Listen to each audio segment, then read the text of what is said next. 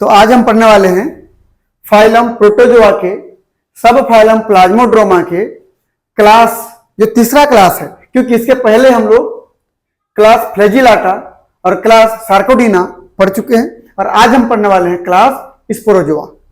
Class Sporozoa को 5 सब class में बांटा गया है। सबसे पहला सब क्लास है टिलोस्पोरिडिया, दूसरा सब क्लास है पायरोप्लाज्मिया, तीसरा सब क्लास है निडोस्पोरिडा, चौथा सब क्लास है एक्निडोस्पोरिडिया और पांचवा सब क्लास है टोक्सोप्लाज्मिया।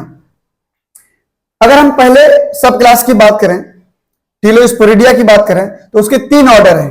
पहला ऑर्डर ग्रिगेरिनिडा, दूसरा कोक्सीडिया, तीसरा हीमोस्पोरिडिया। ठीक है, तो चलिए सबसे पहले बात करते हैं हम लोग क्लास स्पोरोजोआ के सब क्लास टिलोस्पोरिडिया के बारे में। टिलोस्पोरिडिया के बारे में पढ़ें, उसके पहले स्पोरोजोआ के थोड़े कैरेक्टर को हम जान लेते हैं। ठीक है, ये हमारे पास है तीसरे नंबर का क्लास स्पोरोजोआ। स्पोरोजोआ में 2 शब्द से मिलकर बना हुआ है। सबसे पहला शब्द है स्पोर्स। स्पोर मतलब होता है सीड, बीज जैसी स्ट्रक्चर।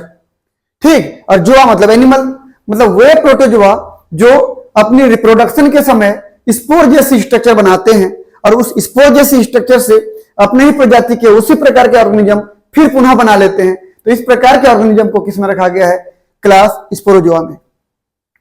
हैबिटेट की बात करें तो स्पोरोजोआ के अंतर्गत जो एनिमल आते हैं, जो प्रोटोजोआ आते हैं, वो पैरासाइटिक लाइफ व्यतीत करते हैं।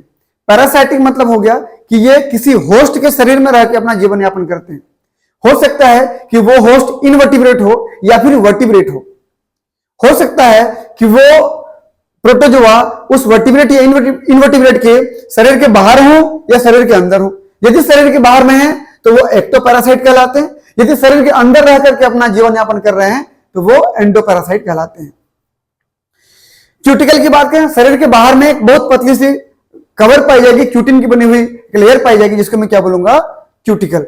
लोकोमोटरी ऑर्गन की बात करूं कि जितने भी ऑर्गेनिज्म या प्रोटोजोआ इस क्लास स्पोरोजोआ में आते हैं, उनमें लोकोमोटरी ऑर्गन के रूप में स्यूडोपोडिया पाई जाती है। डेवलपमेंटल स्टेज के समय कभी कभी फ्लैजिला भी देखने को मिलती है और कभी कभार तो सिलिया भी देखने को मिल जाती है।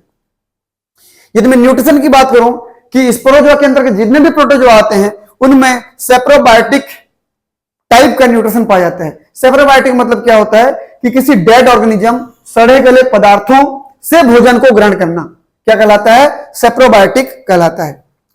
रिप्रोडक्शन की बात करूं, रिप्रोडक्शन 2 प्रकार से हो सकते हैं। पहला एसेक्सुअल रिप्रोडक्शन, दूसरा सेक्सुअल रिप्रोडक्शन। एसेक्सुअल रिप्रोडक्शन किसे कहते हैं हम लोग? कि जिसमें स्पर्म और ओवम जैसी कोई स्ट्रक्चर भाग नहीं लेती है और बिना स्पर्म ओवम के यदि वो अपनी संख्या को बढ़ाते जाएं तो ये क्या कहलाता है? Asexual reproduction. तो इसमें क्या क्या चीजें होती हैं? पहला साइजोगोनी, ये भी एसेक्सुअल का एक टाइप है। दूसरा स्पोरोगोनी, अभी जो बोला था स्पोर बना बना करके अपनी संख्या बढ़ाना, ये भी एक प्रकार का एसेक्सुअल टाइप है। और तीसरा मल्टीपल फ्यूजन। मल्टीपल फ्यूजन मतलब क्या होता है कि इसके अंतर्गत जो ऑर्गेनिज्म आते हैं उनके कई सारे टुकड़े होते हैं और कई टुकड़े से नए नए प्रकार के ऑर्गेनिज्म बनते हैं, तो क्या कहलाते हैं? वो मल्टीपल फ्यूजन कहलाते हैं। ठीक, अगला क्या है? सेक्सुअल रिप्रोडक्शन में क्या होगा? सिनगेमी। सिन मतलब होता है जुड़ जाना, गेमी मतलब गेमिट। तो मेल गेमिट और फीमेल गेमिट जब आपस में फ्यूज हो जाते हैं, जुड़ जाते हैं, जिसे हम फर्टिलाइजेशन कहते हैं, कुछ ऐसे ही यहां पर प्रोसेस होती है। इसे क्या कहते हैं हम लोग? सिनगेमी। या इसको क्या बोलते हैं हम लोग? गेमिटोगोनी। गेमिटोगोनी मतलब जिसमें 2 गेमिट भाग लेते हैं और एक नए ऑर्गेनिज्म को जन्म देते हैं, क्या कहलाता है? गेमिटोगोनी। यहां पर रियल प्रकार का गेमिट नहीं पाई जाती क्योंकि ये खुद यूनिसेलुलर होते हैं, तो इसलिए रियल प्रकार के गेमिट नहीं बनाते। गेमिट लाइक स्ट्रक्चर, इसकी एक स्टेज होती है, गेमिट लाइक जैसे दिखते हैं, स्पर्म ओवम जैसे स्ट्रक्चर बनाते हैं। मेल का स्पर्म जैसा स्ट्रक्चर, फीमेल का ओवम जैसे स्ट्रक्चर, ऐसे एक स्टेज में बनता है। अलग से स्पर्म और ओवम नहीं बनते हैं। ठीक है, अगर मैं क्लास स्पोरोजोआ के सब क्लास की बात करूं तो 5 सब क्लास हमारे पास हैं। पहला टिलोस्पोरिडिया, दूसरा पायरोप्लाज्मिया, तीसरा निडोस्पोरिडिया, चौथा एक्निडोस्पोरिडिया और पांचवा टोक्सोप्लाज्मिया। तो चलिए सबसे पहले बात करते हैं पहला सब क्लास क्या है? टिलोस्पोरिडिया की। ये हमारे पास है सबसे पहला सब क्लास टिलोस्पोरिडिया। इसके जो ऑर्गेनिज्म होता है वो पैरासाइटिक लाइफ व्यतीत करता है। मतलब ये किसी ऑर्गेनिज्म के बॉडी में रह करके अपना जीवन यापन करता है। जिस ऑर्गेनिज्म के ऊपर रहता है उसको होस्ट कहते हैं। ठीक, लोकोमोटरी ऑर्गन इसमें खासकर अब्सेंट होता है, नहीं पाया जाता। ये बॉडी को कॉन्ट्रैक्ट करके अपने शरीर को आगे बढ़ाता है। जिस प्रकार से स्क्वेज होता है, कॉन्ट्रैक्ट होता है, तो धीरे धीरे उसकी बॉडी आगे बढ़ती है। प्रोटोप्लाज्म की बात करें, एक जनरल से एक डायग्राम दे दिया गया, यहां पर डाल दिया हूं, देखिए पीडीएफ में। ये अमीबा का स्ट्रक्चर है, समझने में आसानी होगा। ये अमीबा के स्ट्रक्चर में देखिए, ये जो नीला कलर का दिख रहा है जितना स्ट्रक्चर, ये अंदर वाला हिस्सा हो गया, और जो किनारे किनारे में येलो जैसा स्ट्रक्चर दिख रहा है, ये हो गया बाहर वाला स्ट्रक्चर।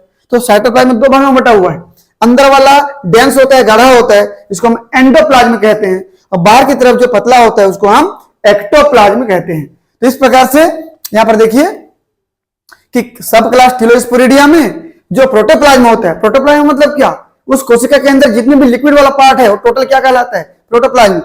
तो protoplasm divided into ectoplasm and endoplasm. बाहर का पतला वाला साइटोप्लाज्म और अंदर का घना वाला साइटोप्लाज्म, ठीक है ना। बाहर का एक्टोप्लाज्म, अंदर का एंडोप्लाज्म कहलाता है।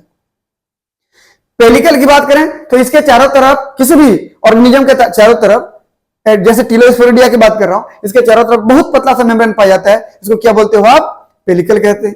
न्यूक्लियस की अगर बात करें तो टिलोस्पोरिडिया के अंतर्गत जो एनिमल आते हैं उनके एडल्ट स्टेज में क्या पाई जाती है, एक ही न्यूक्लियस पाया जाता है, सिंगल न्यूक्लियस होता है। अगर मैं इसके न्यूट्रिशन की बात करूं तो किस प्रकार का न्यूट्रिशन होगा, पैरासाइटिक टाइप का, क्योंकि किसी और के बॉडी में रह के अपना जीवन यापन कर रहा है। स्पोर्स की बात करूं तो क्या होता है, ध्यान से देखिए, स्पोर्स में सब क्लास टिलोस्पोरिडिया के अंतर्गत जितने भी ऑर्गेनिज्म आते हैं उनका एक स्टेज बनता है स्पोरोजोइड्स, और इसी स्पोरोजोइड्स के अंदर में एक छोटा सा सैक पाया जाता है, थैला पाया जाता है, उसको क्या बोलते हैं, स्पोर सैक। इसको क्या कहते हैं हम लोग, स्पोर सैक। और ये कौन सा स्टेज है, ट्रोफोजोइड्स, ठीक। और इसी स्पोर सैक के अंदर में छोटे छोटे स्पोर ढेर सारे पाए जाते हैं। जब इस ट्रोफोजोइड का आखिरी स्टेज आता है, अंत होना होता है, आखिरी स्टेज पे क्या होता है, देखिए कि ये फट जाता है, और जब ये फटता है इसके अंदर से ये मैच्योर स्पोर क्या हो जाते हैं, रिलीज हो जाते हैं। और ये जो स्पोर रिलीज हुए ना, स्पोर रिलीज हुए, और ये जो स्पोर रिलीज होते हैं वह स्पोर जाके फिर आगे ट्रोफोजोइड का निर्माण करते हैं, ठीक है। ये तो देखिए क्या लिखा है कि spore present in the spore sac, spore sac के अंदर पाए जाते हैं। आप भी ट्रोफोजोइड, इस ट्रोफोजोइड के बॉडी में स्पोर सैक होता है, उसके अंदर स्पोर पाए जाते हैं, but spores release at the end of the trophozoite. इस ट्रोफोजोइड के आखिरी में क्या होते हैं, वो रिलीज होते हैं। अगर स्पोरोजोइड की बात करूं तो जो स्पोर्स होते हैं, ये स्पोर्स से कन्वर्ट होते हैं किसमें, बदलते हैं किसमें, स्पोरोजोइड्स में।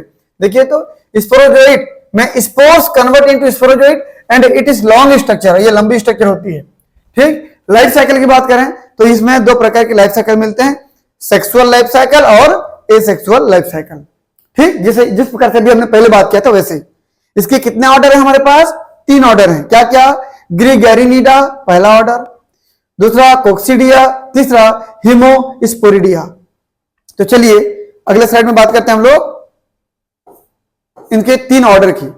ये 3 ऑर्डर में सबसे पहला ग्रीगैरिनिडा, दूसरा कोक्सीडिया, तीसरा हिमोस्पोरिडिया। कैरेक्टर की बात करें तो सबसे पहले देखिए हम लोग देखते हैं कि नेचर क्या है, कि ग्रीगैरिनिडा के जो ऑर्गेनिज्म होते हैं ना, वो इनवर्टिब्रेट के शरीर में रह करके एंडोपैरासाइट की तरह काम करते हैं।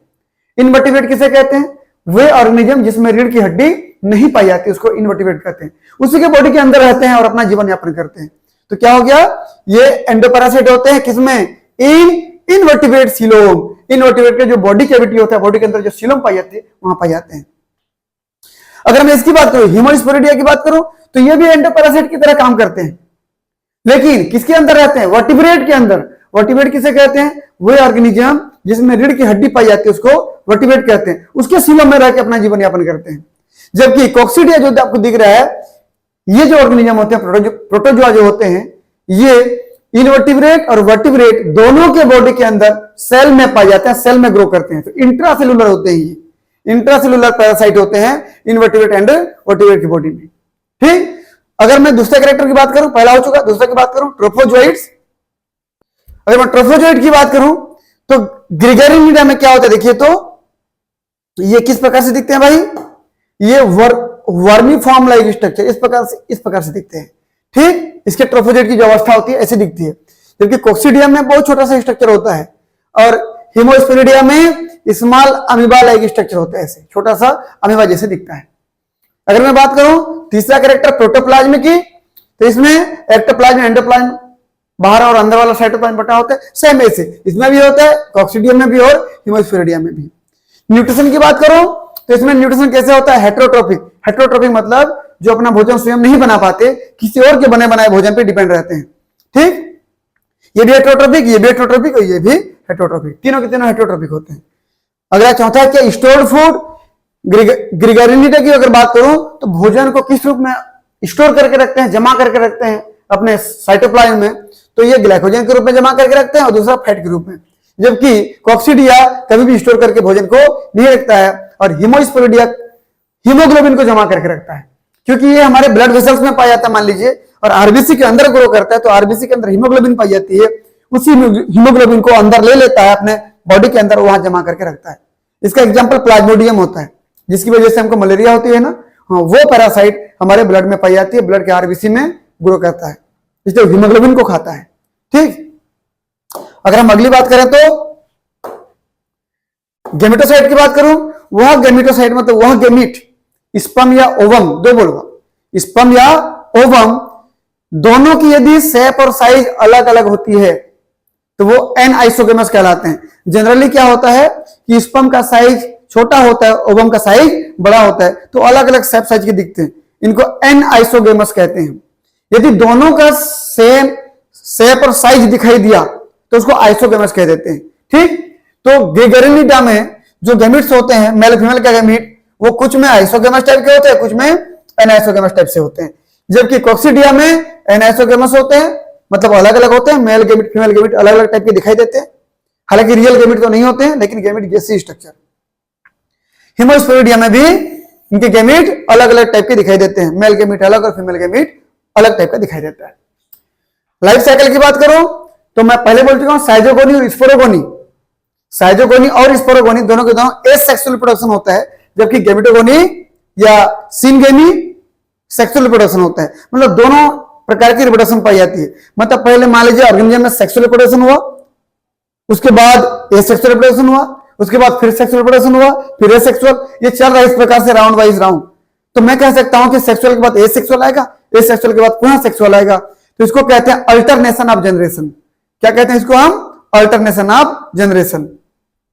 तो सेम चीज ग्रिगेरिनिडा में भी होता है, कोक्सीडियम में भी होता है और हिमोस्पेरिडियम में भी होता है। अगर मैं एग्जांपल की बात करूं तो ग्रिगेरिनिडा में सबसे जो बेहतरीन एग्जांपल है ग्रिगेरिना, पहला एग्जांपल, दूसरा मोनोसिस्टिस। आप देख सकते हैं यहां पर